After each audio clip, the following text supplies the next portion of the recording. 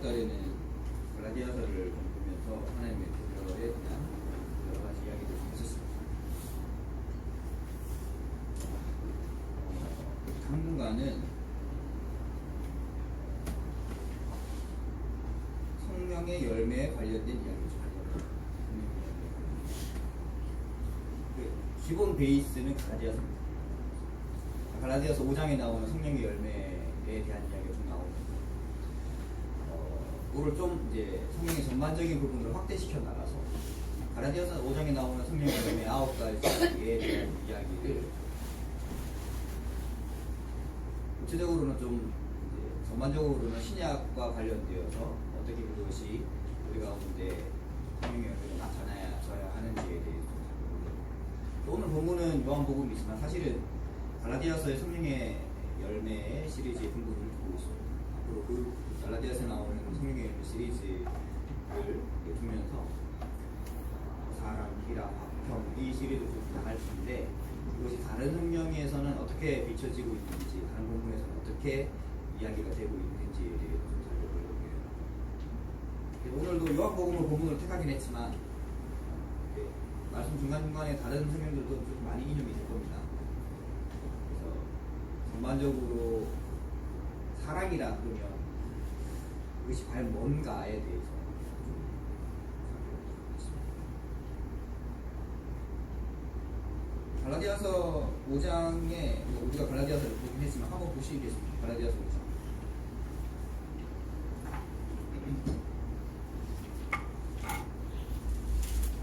갈라디아서 5장에 보시면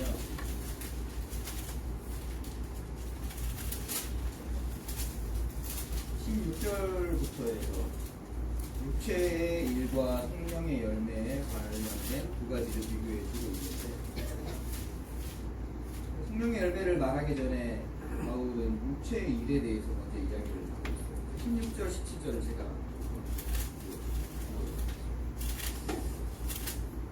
내가 이르노니 너희는 성령을 따라 행하라.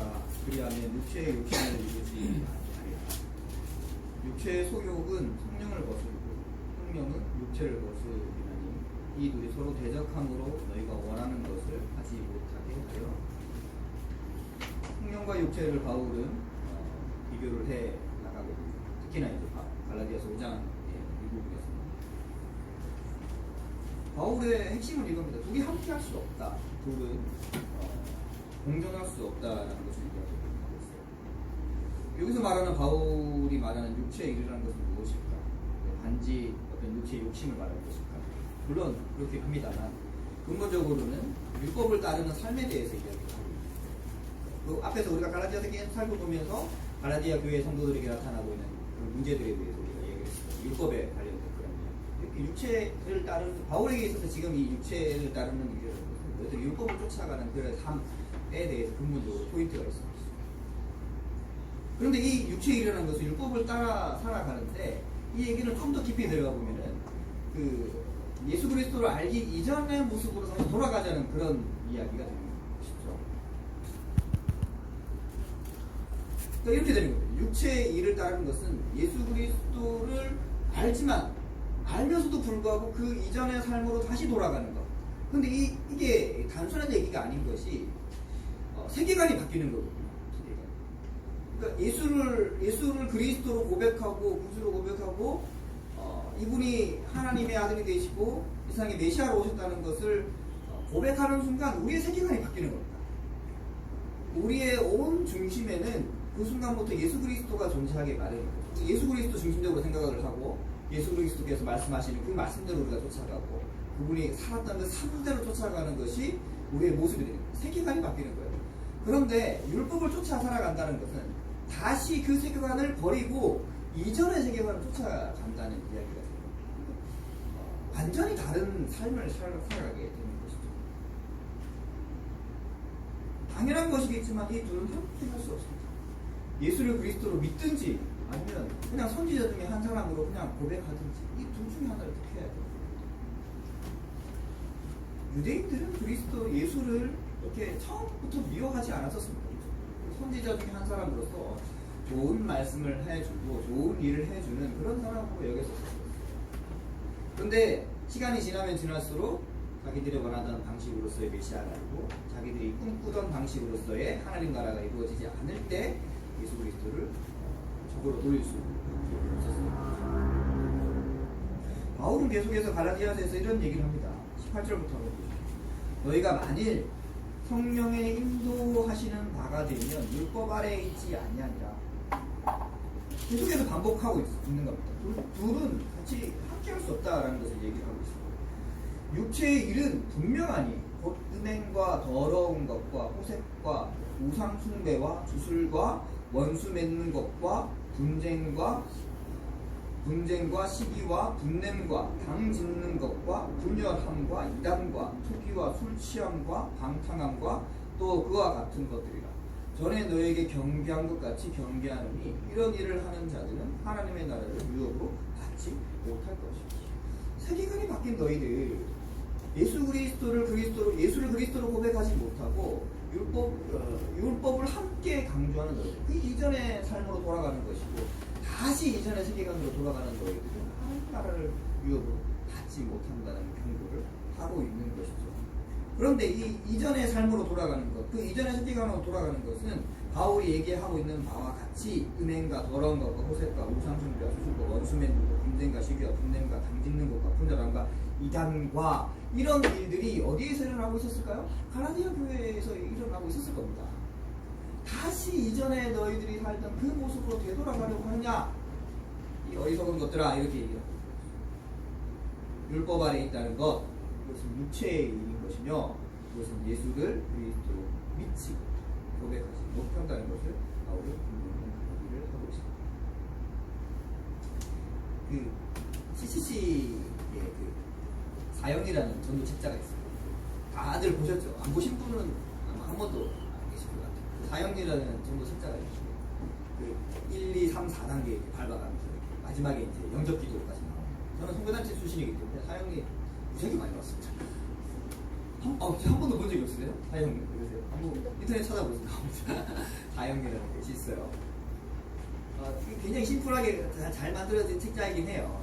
잘 만들어진 책자이긴 한데 이제 문제는 이제 나중에 영접 기도를 하고 난 다음에 당신은 그리스도의 사람이 됐습니다. 이렇게 이제 인정을 해버리는 게 좀 나중에 문제가 돼요. 영접 기도 그거 한번 하고 사형이 한번 따라서 한번 보고 영접 기도 한번 하면은 이 사람이 그리스도인이 되는 거예요. 이게 말이 안 되는 거죠. 사실 그게 말이 안 되는 겁니다. 그거 한 번 한다고 해서 어떻게 그리스도인이 되겠어요? 근데 저는 선교단체 시절에 이렇게 간사하고 이렇게 학생 대표로 할 때 많이 했어요. 이렇게 따라하라고 시키고 많이 했어요. 참 어리석었죠. 그렇게 그 당시에는 그렇게 배웠었습니다.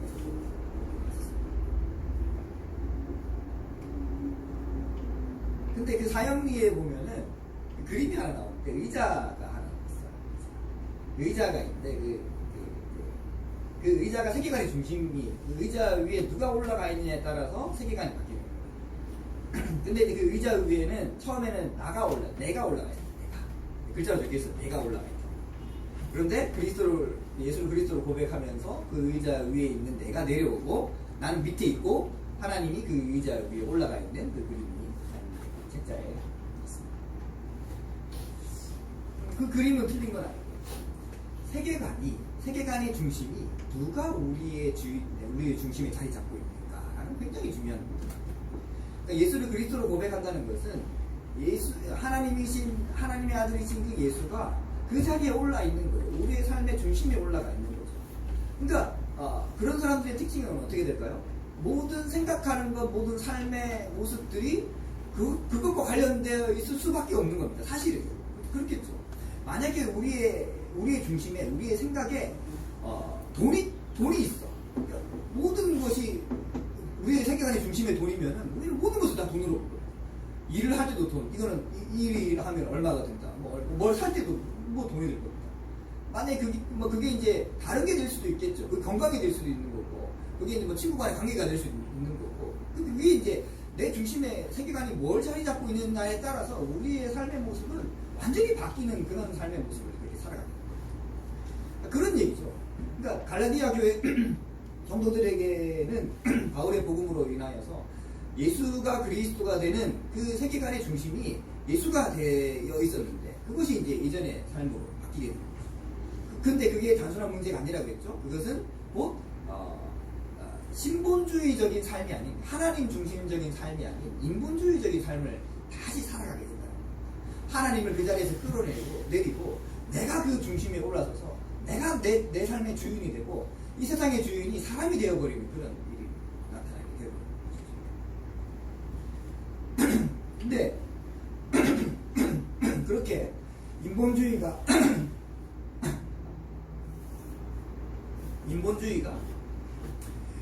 각 사람의 세계관의 중심에 자리 잡고 있을 때는 굉장한 참혹한 일이 일어난다. 그런데 우리는 깨닫지 못해요. 그 사실을 깨닫지 못해요. 늘 그렇게 살아왔기 때문에 그 참혹한 현실을 깨닫지 못해요. 반복되어져서 우리의 일상들이 참혹한 현실 속에서 살아가고 있기 때문에 그 삶을 살아갈 때 우리가 그렇게 참혹한지를 차마 느끼지 못하는 거죠. 그 학생들의 방을 한 번씩 들어가봐요. 교수사 방에 들어가봐요. 난리예요. 그 난리도 그런 난리가 없어. 발을 어디를 디뎌야 될지 몰라요. 진짜.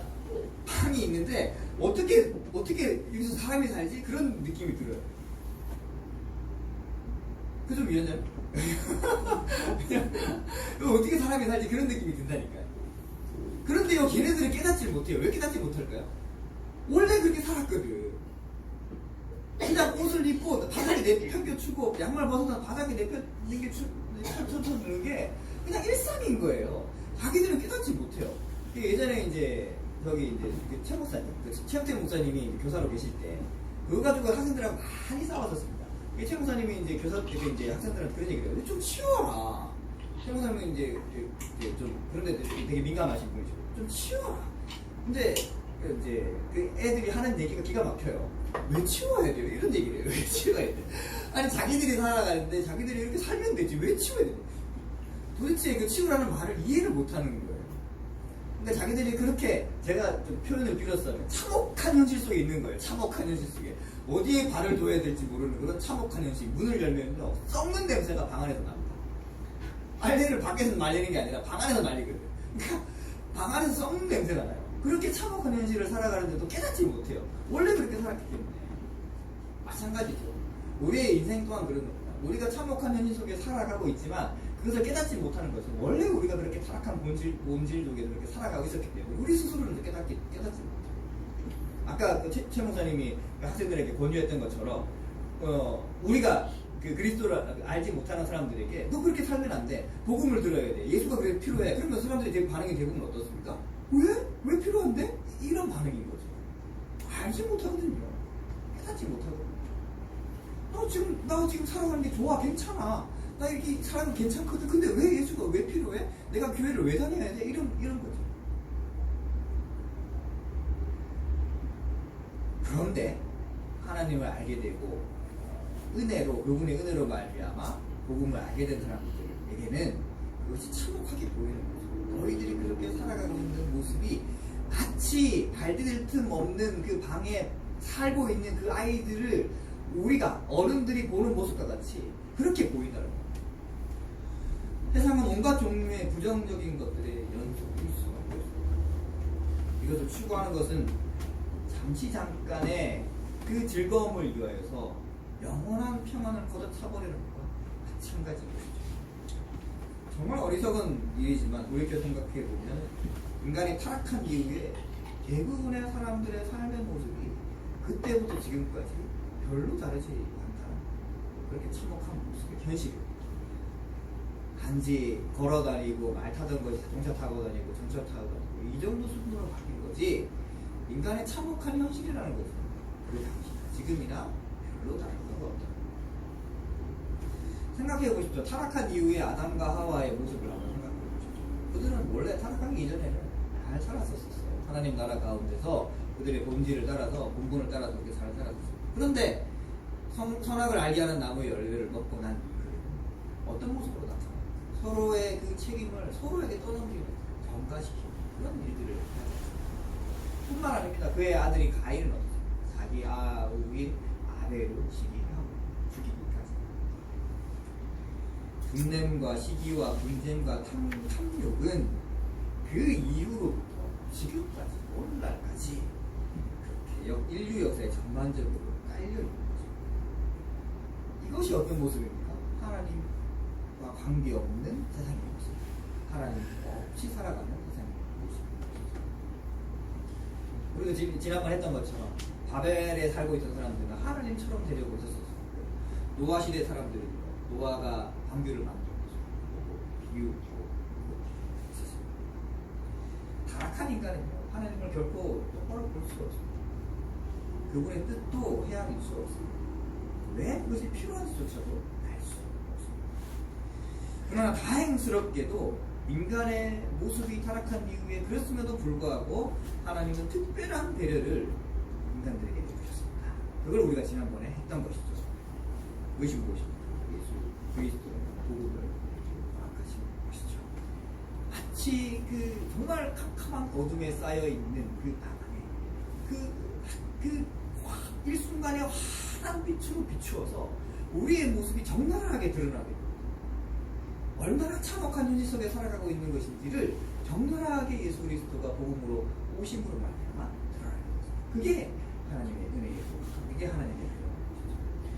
이 사건으로 말미암아 세상은 뒤집어졌어요. 말 그대로 뒤집어졌어요. 대변혁이 일어납니다. 결코 일어날 수 없는 일이 인간들에게 일어납니다. 하나님이 인간과 함께 하시고 그로 말미암아 회복과 구원의 길이 열렸습니다. 온 세상이 함께 회복이 되는 온갖 피조물들이 이 날을 고대했던 그 날이 일어나게 됩니다. 예수님은 오셨고 예수님은 그 일을 이루어내셨고 당신의 일을 끝까지 해내셨습니다. 그 대변혁의 결과 세상은 뒤집어졌고 교회가 태동하게 되었습니다. 그러므로 교회는 세상의 일, 다시 말하는 육체의 일을 추구하는 것이 아닌 것이죠. 전혀 다른 세계관을 살아가고 있는 그런 것입니다. 육체의 일이 아닌 성령의 일, 영의 일을 추구하는 것이 바로 교회인 것이죠. 성령을 따르는 것이 교회의 본분입니다. 바울은 성령에 대해 이야기를 하면서 그 열매에 대해서 잘 알고 있는 바와 같이 이야기합니다. 갈라디아서 22절부터 23절까지 읽어보시죠. 함께 22절 23절 시작. 오직 성령의 열매는 사랑과 희락과 합평과 오래 참음과 자비와 양성과 충성과 온유와 절제니 이 같은 것을 금하지 않느니라. 9가지 외우는 거 중요하지 않습니다. 교회 학교에서는 9가지 외우는 거 되게 중요하게 봤어요. 저도 외워요. 예전에 교회 학교 다니면서 아이들에게 노래로 가르쳤어요. 그래서 잊어버리지 말라. 불러드릴까요? 성령의 열매는 아세요? 사랑과 희락과 화평과 오래 참음과 자비와 양성과 충성과 온유와 절제니 이 같은 것을 금지할 법이 없느니라. 가르쳤어요 제가. 만약에 그 노래를 제가 가르쳤으면 못 외웠을 거예요. 9가지 어떻게 외워요? 사람의 머리를 9가지 어떻게 외웁니까? 뭐죠? 노래를 통해서 외우는 거죠. 저도 그래서 가끔 헷갈려요. 헷갈릴 때는 어떻게 하면 노래를 불렀어요. 안 했어요. 노래를 불러서 9가지 기억을 해내요. 첫 번째가 사랑이에요. 첫 번째가. 물론 이 순서가 중요한 건 아닙니다. 이거 첫 번째 나오고 마지막이 나오고 사실은 이 순서가 중요한 건 아닙니다. 그런데 바울이 성령의 열매를 9가지 이야기를 하면서 처음에 사랑에 대해서 이야기를 했던 것은 다른 의미가 있지 않았을까라는 생각이 좀 들긴 해요. 왜냐하면 이것만 봐서는 알 수는 없지만 바울이 전반적으로 다른 서신들에서 이야기했던 것을 살펴보면요 사랑을 굉장히 많이 강조를 하거든요. 고린도전서 13장도 우리가 잘 알잖아요. 고린도전서 13장을 흔히 우리가 뭐라고 그럽니까? 사랑장이라고. 바울은 사랑에 대해서 굉장히 강조를 많이 합니다. 아마 그런 의도에서 성령의 9가지 열매 중에서 사랑을 제일 먼저 얘기를 하지 않았을까라는 생각을 들게 해요. 그만큼 중요하지 않을까 싶기도 해요. 실제로 예수님께서도요 바울 못지않게 사랑에 대해서 강조를 굉장히 많이 하셨습니다. 이제 요한복음으로 다시 돌아가셔서 요한복음 13장 우리가 오늘 선택한 부분인 34절 35절 네, 것은 예수님께서 말씀하시죠. 근데 요거 얘기하기 전에 그 앞에 예수님은 어떤 일이 있었냐고 제자들과 함께 모여 있었습니다. 제자들과 함께 모여 있다가 31절부터 제가 한번 읽어볼게요. 이 얘기 앞에 어떤 일이 있었냐고 이런 일이 있었어요. 그가 나간 후에 그거는 누가 나면 유다입니다. 그가 나간 후에 예수께서 이르시되 지금 인자가 영광을 받았고 하나님도 인자로 말미암아 영광을 받으셨도다.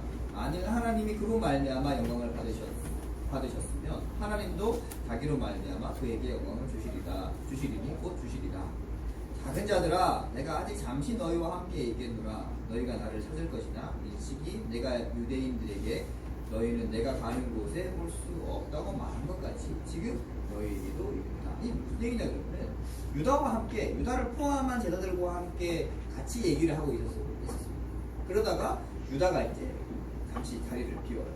유다를 뺀 나머지 제자들과 예수님과 함께 있다가 앞으로 일어나게 될 일에 대해서 예수님께서 말씀하시죠. 지금은 내가 너희와 함께 있지만 영광에 대해서도 얘기를 하시고 그런데 나중에는 그렇지 않을 거다라는 이야기를 하고 어떤 이야기인지는 감이 오시죠. 이게 바로 이제 예수님께서 앞으로 십자가를 지게 되실 것과 또 죽었다가 살아나실 것과 승천하게 되신 그런 일들에 대해서 이야기를 하고 있습니다. 근데 제자들은 알지 못합니다. 지금 뭐 눈앞에 드러나는 일이 아니었어요. 근데 예수님은 이미 보이는 거죠. 그 일이. 나중에 그런 일이 일어날 거야 라는 이야기를 그렇게 하고 있습니다. 그러면서 사실은 제자들에게 지금 뭘 하라는 얘기일까요? 너희들이 준비를 하고 대비를 해야 돼. 그런 얘기를 하고 있습니다. 그 얘기가 끝난 다음에 나오는 얘기가 오늘 본문의 말씀입니다. 34절. 제가 다시 한번 읽어. 그 얘기가 끝난 다음에 이 얘기는 새 계명을 너에게 주고 서로 사랑하라. 내가 너희를 사랑하는 것 같이 너희도 서로 사랑하라. 이렇게 대비를 하라는 겁니다. 이렇게 준비를 해. 내가 앞으로 나에게 이런 일이 일어날 때는 너희는 그럼 뭘 해야 되는가? 이렇게 준비하는 이야기를 예수님께서 제자들에게 새로 주시는 계명은 하나님의 말씀을 열심히 묵상하라는 것도 아니었습니다. 밤낮으로 기도하고 예배를 드리라는 것도 아니었었어요. 무슨 단지 사랑해라 라는 그런 이야기를 하고 있는 것입니다. 근데 이게 사실은 쉬운 일이 아니죠. 나 자신도 어떨 때는 사랑하기가 힘든데 남을 사랑한다는 것은 아주 쉬운 것이 아니고 경험적으로 내 품 안에서 난 자식도 우리는 사랑할 수 없을 때가 훨씬 더 많죠.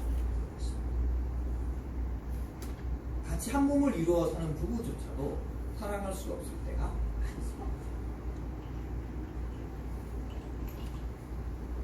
사랑이라는 것은 호감과는 전혀 다른 차원의 문제인 것이죠. 누구나 호감 가는 사람은 있을 수 있어요. 그런데 그 사람을 사랑하라는 것은 전혀 다른 이야기예요. 나와 가까이 하지 않고 나와 시간을 많이 보내지 않고 나로부터 좀 거리가 있는 사람들한테는 얼마나 좀 거리가 있을 수 있어요. 그런 사람을 사랑하지 않는 거예요. 그런데 주로 우리가 살아가면서 겪게 되는 많은 다툼의 여지는 어디서 생기냐면 우리의 가족과 주변 사람들에게서 많이 왜 그럴까요? 그만큼 가까이 우리 있기 때문에 부부 간에 자녀 간에 자식 간에 부모 간에 그만큼 가까이 있기 때문에 다툼의 여지가 더 많이 생길 수밖에 없죠. 그 얘기는 무슨 얘기입니까? 그만큼 더 사랑하기가 힘들다는 얘기입니다. 풀꽃이라는 시가 있어요. 풀꽃. 누가 지은지 아세요? 나태주 시인이 쓴 풀꽃이라는 시. 제가 말씀드리면 대본에 안 써요. 자세히 보아야 오래 보아야 사랑스럽다. 너도 그렇다. 근데 저는 그 시를 볼 때마다 진짜인가라는 생각이 들어요. 진짜. 어쩌면 그 반대가 아닌가라는 생각도 종종 해봤습니다. 드레핀 풀꽃을 한번 보셨어요? 춘천에는 들꽃이 잘 안 피죠, 그죠? 가평만 가도 들꽃이 굉장히 많이 핍니다. 드레핀 꽃을요 자세히 보면요 어떻게 보일까요? 흠이 보여요. 벌레가 보이고 벌레가 먹은 꽃이 보이고 썩어 뭉그러진 꽃이 보이고 오래 보면 오래 볼수록 더 자세히 보입니다. 예쁜 것보다는 흠잡을 때가 더 많이 보여요. 오히려 대충 보아야 예쁘다. 꽃밭을 볼 때 어떻게 보는 게 제일 예쁘겠어요? 차 타고 지나갈 때가 제일 예뻐요. 걸어가면서 볼 때, 자전거 타고 지나가면서 볼 때가 제일 예뻐요. 그 속에 들어가서 사진 찍는다고 서보세요. 그 안에 있는 추악한 모습들이 제일 아름답게 보이고 예쁘게 보이고 대충 보입니다. 오래 보지 않는다. 그때가 제일 예뻐요. 사람도 그렇습니다. 부부간에 혹은 자식과 부모 간에 다툼이 일어나는 것은 그만큼 가까이. 그러면요, 우리가 어떻게 하면 예쁘게 보일 수 있을까요? 그렇지, 딱 떨어져 있으면 돼요. 떨어져 있으면 예쁘게 보여요. 그러면 좀 너무 가까이 붙어 있다고 생각하시면 좀 한동안 좀 떨어져 계세요. 그럼 좀 예쁘게 보입니다. 좀 아름답게 보이고요. 그 흠이 좀 덜 보이기도 하고 그렇습니다. 실제로. 각방을 쓰시라는 얘기는 아니에요. 각방을 쓰시라는 얘기가 아니라 그 마음만큼은 어떨 때는 조금 멀리 떨어져서 그만큼 여유를 두고 그렇게 보시라는 거예요. 가까이 있으면요, 장점보다는 단점이 많이 보이기 마련입니다. 예수님께서 제자들에게 새 계명으로 서로 사랑하라라고 주신 것은 앞으로 예수님에게 일어나는 일 이후에 교회라는 것을 이루고 너희들이 살아갈 텐데, 그 교회라는 것이 사실은 쉽지 않은 일이에요. 세상에 온갖 핍박과 어려움과 심지어는 고난과 죽음까지 당해야 되는 그런 일이 예수님 눈앞에는 이미 보였거든요. 그런데 그렇게 교회를 이루어 살아가는 한 몸처럼 살아가는 성도들이 서로 가까이 붙어 있어 일어나게 되는 그 다툼. 가라디아 교회나 고린도 교회에서 있었던 그런 일들과 같이 그런 일들이 예수님 눈앞에 보였던, 그렇게 보일 때 서로의 단점이 보이더라도 사랑하는 핵심은 지키되 포용하고 배려하고 사랑해 줄 수 있어야 이야기를 하죠. 사람과 사람이 모여서 한 공동체를 이루어 나아가는데 왜 다툼과 분쟁이 일어나지 않겠습니까? 오히려 그런 것이 없는 것이, 그런 것이 일어나지 않는 것이 더 건강하지 못한 공동체일 수도 있습니다. 왜 그럴까요? 누군가는 참고 있거든요. 누군가는 희생하고 있거든요. 쏟아내는 사람은 늘 쏟아냅니다. 그런데 다툼이 일어나지 않는 것은, 분쟁이 일어나지 않는 것은 왜 그럴까요? 누군가는 그 쏟아짐과 다툼을 늘 받고 품어주는 사람이 있기 때문에 그렇죠. 건강한 공동체일까요? 그렇지 않습니다. 가정에서도 역시 마찬가지입니다. 그런 가정은 건강하지 않아요. 예수 그리스도가 머리가 되시는 교회는 유기적으로 함께 자라나요. 물론 교회 안에서도 다툼이 일어날 수도 있지만 교회는 세상과 달라야 하는 것이죠. 세상은 서로의 유익을 위해 다투죠. 교회는 복음이 아닌 것과 다투죠.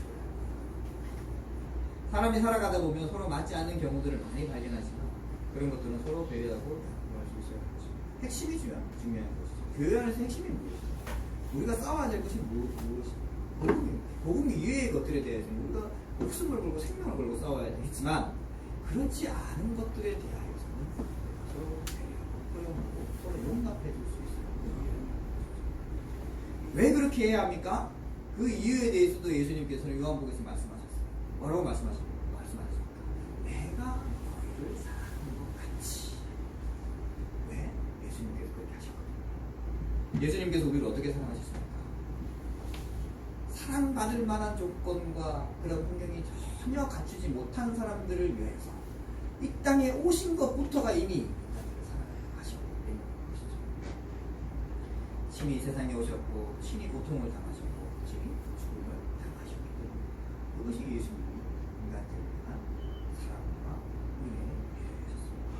예수님께서는 당신의 사역을 시작하시면서도 이 헌신적인 사랑을 강조하십니다. 마태복음 5장부터의 부분은 팔복 이야기부터 시작이 되거든요. 팔복 이야기가 끝나고 난 다음부터 예수님께서 여러 가지 많은 이야기들, 산상수훈의 이야기들, 많은 이야기들 하시는데 그 중에 이런 이야기를 하십니다. 제가 한번 들어볼게요. 또 내 이웃을 사랑하고 내 원수를 미워하라 하였다는 것을 너희가 들었으나, 그러니까 이전에 너희가 이렇게 들었어. 내 이웃은 사랑하지만 원수를 미워해라. 너희는 이렇게 들었어. 라고 얘기를 하는 것입니다. 나는 너에게 이르노니 너희 원수를 사랑하며 너희를 박해하는 자를 위하여 기도하라. 이같이 한즉 하늘에 계신 너희 아버지의 아들이 되리니 이는 하나님이 그 해를 악인과 선인에게 주시며 비를 의로운 자와 불의한 자에게 내려주십니다. 너희가 너희를 사랑하는 자를 사랑하면 무슨 상이 있으리요? 세리도 이와 같이 아니하겠느냐? 또 너희가 너희 형제에게만 무난하면 남보다 더하는 것이 무엇이겠느냐? 이방인도 그렇게 한다. 이런 얘기를 예수님께서 산상수훈의 이야기를 하십니다. 이미 새 계명을 마태복음에서 주셨습니다. 요한복음에서 예수님께서 새 계명을 말씀하셨다면 마태복음에서는 이전의 계명을 보면 새 계명 역시 똑같은 맥락이 새 계명을 우리에게 주셨습니다. 이전에는 원수를 미워하고 이웃을 사랑하라고 했다면 원수를 미워하고 이웃을 사랑하라고 했다. 이제는 원수조차도 사랑해야 하며 박해하는 자를 위하여서도 기도까지 하라고. 그런 마음으로 살아라는 정도가 아닙니다. 그렇게 살아라는 겁니다. 그렇게 실제로. 또 말씀하시기를 사랑할 만한 사람을 사랑하는 것은 아무나 다 하는 거야. 길에 지나가는 사람도 하는 거야. 이건 당연한 거야. 하지만 제자들은 이것을 넘어설 수 있어야 한다는 거야. 전혀 사랑받지 못할 자들도 우리의 눈에 전혀 예쁘게 보이지 않는 그런 사람들조차도 사랑을 품어줄 수 있어야 한다는 것이죠. 왜요? 예수님께서도 그렇게 하셨기 때문에. 사랑할 수 없는 사람을 사랑하고 원수를 위해 기도해야 하는 숙명을 제자들, 교회들은 부여받은 겁니다.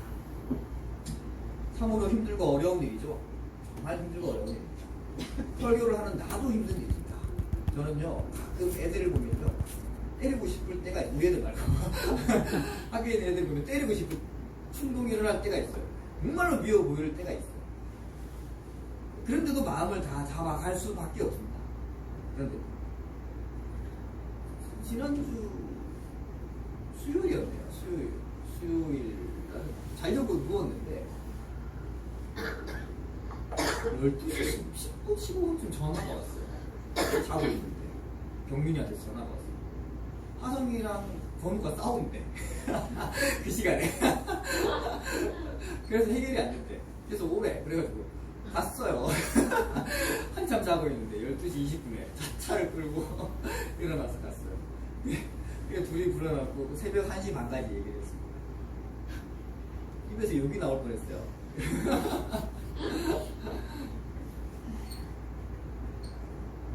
진짜 힘든 일입니다.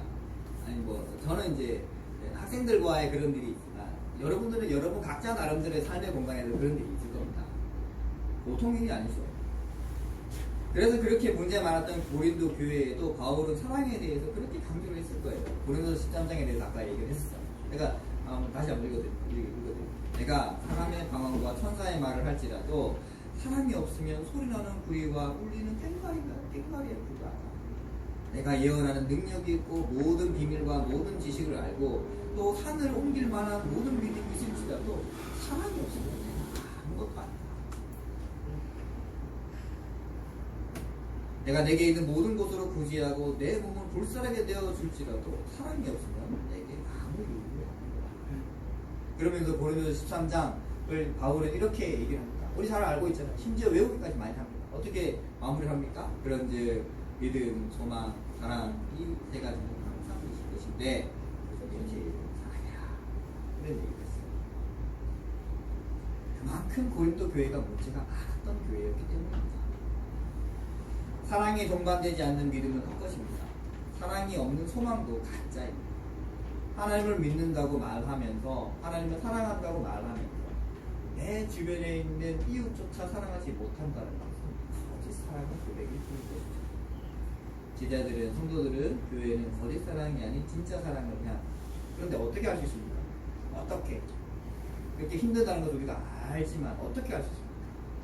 첫 번째는 예수님께서 그렇게 하셨기 때문에 힘들지만 그렇게 우리를 살아내야 되는 것이죠.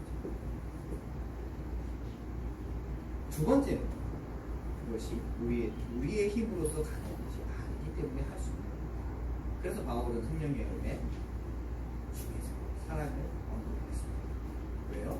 사람의 열매가 아니에요. 누구의 열매입니까? 성령이 도우신 대로 가는 불가능합니다. 가능한 분은 하나님의 아들이신 예수 그리스도, 하나님의 능력을 힘입은 성령을 통하여서만 그것을 가능합니다. 그것만이 우리의 이웃을, 우리의 가족을, 우리의 원수를 참으로 사랑해낼 수 있습니다. 우리 주변에 도무지 사랑할 수 없는 사람이 있겠죠. 그런 사람이 분명히 있을 겁니다. 장담컨대 우리는 그 사람을 평생 바꿀 수 없어요. 우리는요, 우리의 능력으로 그 사람을 평생 바꿀 수 없어요. 일찌감치, 애시당초 포기하세요. 가능하지 않습니다. 뭐가 바뀌어야 되겠어요? 우리가 바뀌어요. 내가 바뀌어요. 그게 훨씬 빠르고 효과적입니다. 그 사람이 아닌 내가 바뀌어야 돼요. 사랑하지 못하는 나를 회개하고 하나님께 강구함으로 나를 쳐서 연단시켜 나가야 돼요. 내가 아직 이 정도 수준밖에 안 되는 사람입니다. 라는 것을 애시당초 인정하고 빨리 회개하고 돌이키는 것이 우리가 그리스도인의 답게 살아가는 모습입니다. 그래서요, 말씀을 맺도록 하겠습니다. 그래서 사랑은